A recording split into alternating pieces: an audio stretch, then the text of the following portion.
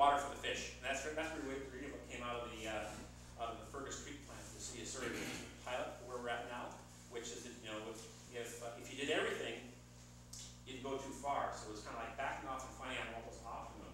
And then you need the tool to kind of figure out what is optimum. And so we're at a point now where we're incorporating all the lessons we've learned over not just the last 6 years, but the last decade. And so it's how you integrate site, watershed, and stream. So the stream is your indicator at the end of the day. Is it eroding or not? So this is why we've merged the water downs model with a tool called QUALHYMO, which was developed in the 80s in Ontario. And so that now we can begin to focus on how do we establish the targets that integrate site, watershed, and stream. And I'm not expecting you to get it all right now, but this is just your broad brush introduction. I realize we have an audience that has diverse interests, and at least if you come away with some of the basics. But you know, when you do log on today, or on the weekend, or on Monday, you know, and there you are sitting at your computer. What's behind the screen? Well, you have the interface. That's your user experience. And then what's going on behind there? And it's all remote, right? It's all up and it's on our server.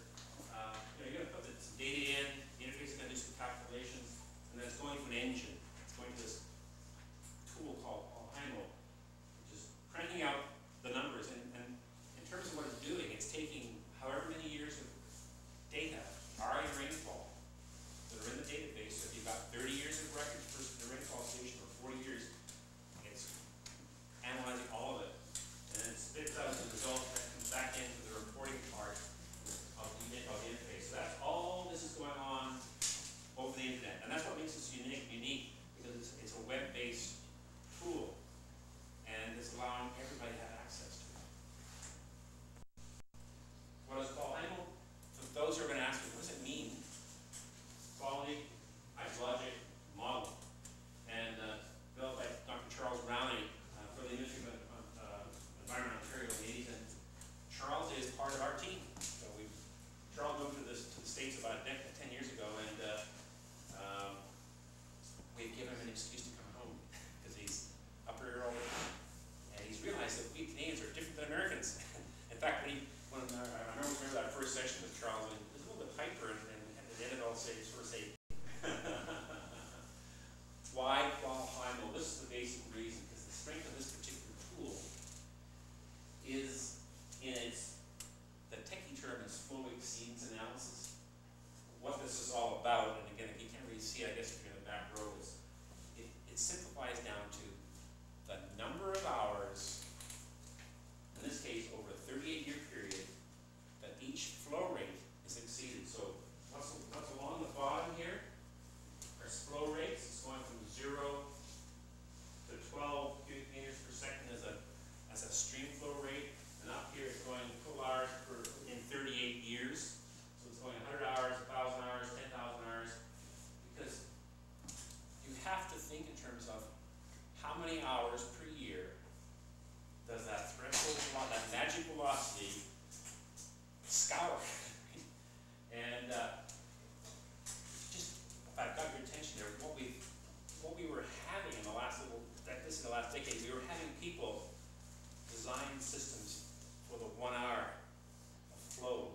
And so what was happening, you might have had, as in Washington State, right, a big pond, but it wasn't doing anything because the other 99% of the time, it wasn't serving a stream health function. So that's why that's the significance of merging the two tools, because we need to be able to correlate stream flow with stream health.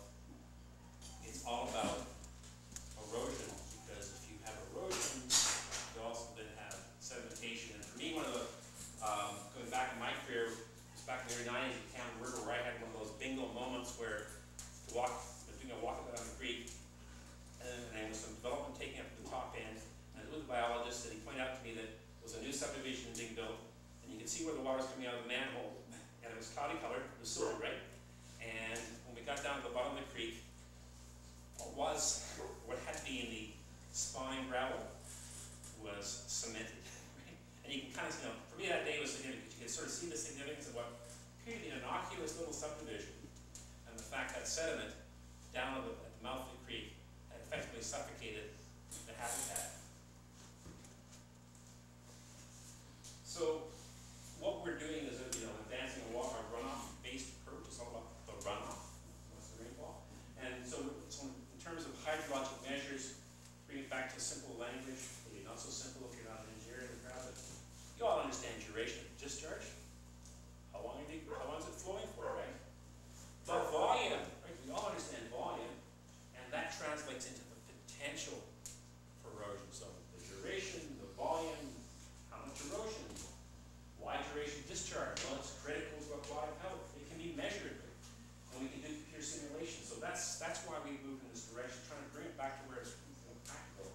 Why stream erosion? Because we can actually do some basic calculations as to what it takes to Kathy, hello.